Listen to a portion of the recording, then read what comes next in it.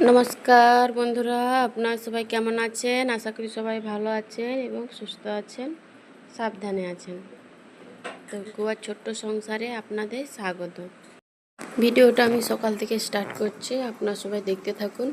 তো এই যে সকালে আমার সব কাজকর্ম হয়ে গেছে, পূজা দেওয়া হয়ে গেছে। তো সকালে একটু চা বানালাম, এটা আয়ুর্বেদিক চা। এই যে চা বানিয়ে চা খেতে খেতে এই যে বাইরের ভিউটা, কদিন খুব মেঘ করেছিল, বৃষ্টি হয়েছিল, তো আজ একটু রোদ উঠেছে। তো সকালটা একদম দারুণ দেখাচ্ছে, একদম ফ্রেশ লাগছে। তো যাই হোক, এবার চা খাওয়া হয়ে গেছে। তো আমি এবার রান্নাবান্না স্টার্ট করব। এই যে আমার তুলসী তলা, আমি গাছটা হচ্ছে ছোট্ট পুঁতেছি, খুব তাড়াতাড়ি বেরিয়ে গেছে গাছটা। যে এই দেখুন, সকাল না হতে হতে এই যে দেখুন হনুমান এসে গেছে। এখানে প্রায় হনুমান আসে, এসে খুব লাপালাপি করে দুপদাপ করে টালি টালি সব ভেঙে দেয়। ছেলেটা কেমন চিৎকার করছে, আমি যখনই ভয়েস দিতে বসি ও তখনই এসে হাজির হয়। তাই যে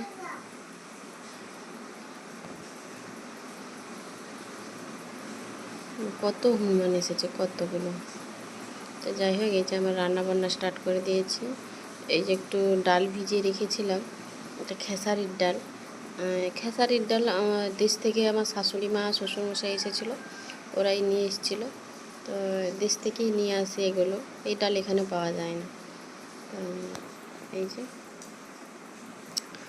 ওই ডালের ভিজিয়ে রেখেছিলাম, ওকে এবার মিক্সিতে বেটে ওকে বড়া বানাবো, বড়া বানিয়ে ওকে ঝোল করব, আর কিছুটা ভাজাও রাখবো।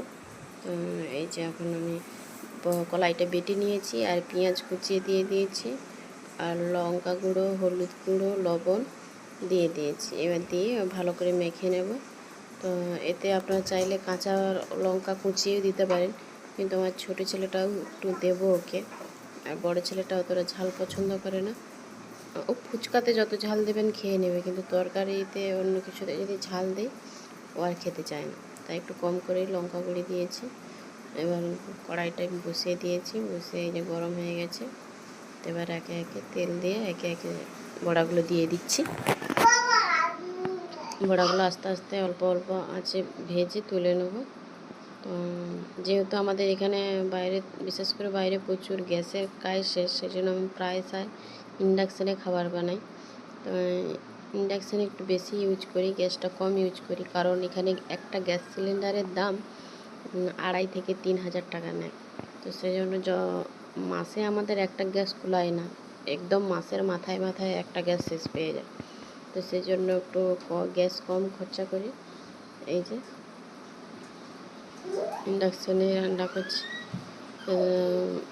ইন্ডাকশানে বেশি করি আর কি। আর বাইরে ভাতের হাঁড়িটা বানিয়ে নিয়ে আসি।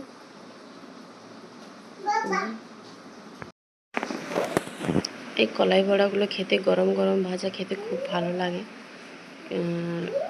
সেই জন্য এই যে ছোট ছেলেটা এসে যে কান্নাকাটি করছে আমার কাছে, ওকে দিতে হবে। তো এই যে ভাজা হয়ে গেলো, ওকেও দাদাকে দিতে হবে, দুজনকে দুটো দিয়ে দেবো। তো আজ মাছ নেই, তো সেজন্য এই যে মাছ নেই বলে আজ এটা রান্না করছি। মাছ নেই বলতে মাছ আছে ফ্রিজে, তো পরিষ্কার করা নেই আর কি। তো আবার এখন পরিষ্কার করার ঝামেলা, এই জন্য আর পরিষ্কার করিনি। কালকে পরিষ্কার করে কালকে রান্না করব।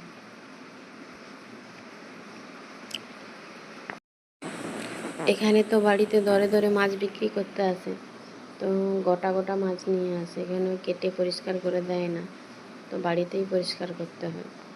আর যদি বা ওই যে বড় রুই মাছ, কাতলা মাছ, এগুলোই যা আসে, মানে সপ্তাহে একদিন আসে, রবিবার। তো ওরাই শুধু কেটে পরিষ্কার করে দেয়, নাহলে এখানকার যে মাছওয়ালারা সব, ওরা কেটে পরিষ্কার করে দেয় না, তো বাড়িতেই করতে হয়। এখানকার এই যে বর্ষার দিন এসে গেল, তো বর্ষাকাল তো এসেই গেল, বর্ষাকালে এখানে মাছও পাওয়া যায় না, মানে এত ঝড় বৃষ্টি হয় এখানে, তো সমুদ্রে বোট যাওয়াই বন্ধ করে দেয়। সেই জন্য এখানে বর্ষার সময় মাছও পাওয়া যায় না। তো এখন যদিও বা বর্ষা কম, কিন্তু এখন থেকেই মাছের দাম প্রচুর। কারণ কারণ ওরা সব স্টক করে রাখছে মাছ, যাতে বর্ষায় বিক্রি করতে পারে। তো আমার একবার ভাজা হয়ে গেছে, আর একবার ভেজে নেব। তো দুবারে হয়ে যাবে প্রায়। তো ভেজে এবার তরকারিটা বানাবো। আমার এই গোয়ার ছোট্ট সংসার চ্যানেলের ভিডিওগুলো আপনারা কি কোথা থেকে দেখছেন অবশ্যই জানাবেন কমেন্ট করে। তো আমি একটু মোটিভেট পাবো ভিডিও বানানোর জন্য। তো যাই হোক, আমার ভয়েসের সাথে সাথে ছেলের ভয়েসটাও আপনারা পাবেন, কারণ ও যেহেতু আমার কাছাকাছিই আছে। তো এই যে আমার ভাজা হয়ে গেছে, বড়া ভাজা হয়ে গেছে। এবার এই যে মশলা কষিয়ে নিয়েছি, আলু ফুলকপিটা আগে থেকেই কষিয়ে রেখেছিলাম। তো আলু ফুলকপি আর বড়া দিয়ে ঝোল করব। এই যে আমার কষানো প্রায় হয়ে গেছে, এবার জল ঢেলে দেবো। জল দিয়ে এবার ফুটলে বড়াটা দেব। এই যে আমার ঝোলটা ফুটে গেছে, বড়াও দিয়ে দিয়েছি। এবার ভালো করে ফুটিয়ে নামিয়ে নেব। তো এই বড়ার ঝোলে একটু বেশি করে ঝোল রাখতে হয়, কারণ বড়াটা একদম ঝোল টেনে নেয়। তো সেজন্য একটু বেশি করে ঝোল দিয়েছি, মানে জল দিয়েছি। তো এই যে বড়ার ঝোল হয়ে গেছে। আর এই যে কলাই বাটা ভেজে রেখেছিলাম, আর কিছু বড়া রেখেছিলাম তুলে। তো রান্নাবান্না করে এসে দেখি খুব মেঘ করেছে, একদম সাদা হয়ে গেছে। তো জামা কাপড় ধুয়েছিলাম, তাড়াতাড়ি করে উঠিয়ে নেব। খুব মেঘ করেছে, হালকা হালকা হাওয়াও দিচ্ছে। এই দেখুন আবার জোরে একটু হাওয়া দিল, তো বৃষ্টি হবে মনে হচ্ছে। তো দেখুন অন্ধকার হয়ে এসছে, একদম ঝড়ও উঠে গেছে। তো জামাগুলো ঠিক ভালো করে গুটিয়ে নিই, কারণ এখানে বৃষ্টি আসলে একদম ঝটপট করে বৃষ্টি চলে আসে। জামা কাপড়গুলো ঠিকঠাকভাবে শুকোয়নি, যেহেতু এখানে আম গাছ আছে, আম গাছের ছায়াটা নেই। তো সেই জন্য আম গাছের ছায়ার জন্য জামা কাপড়ও ঠিক মতো শুকায়নি। তবুও আমি মেশিনে ড্রয়ারে দিয়ে তারপরে জামা কাপড় দিই, মিলি আর কি। এই যে আমার জামা কাপড় গুঁড়ানো হয়ে গেল। এই যে দেখুন ঝড় উঠে গেছে, খুব ঝড় উঠেছে।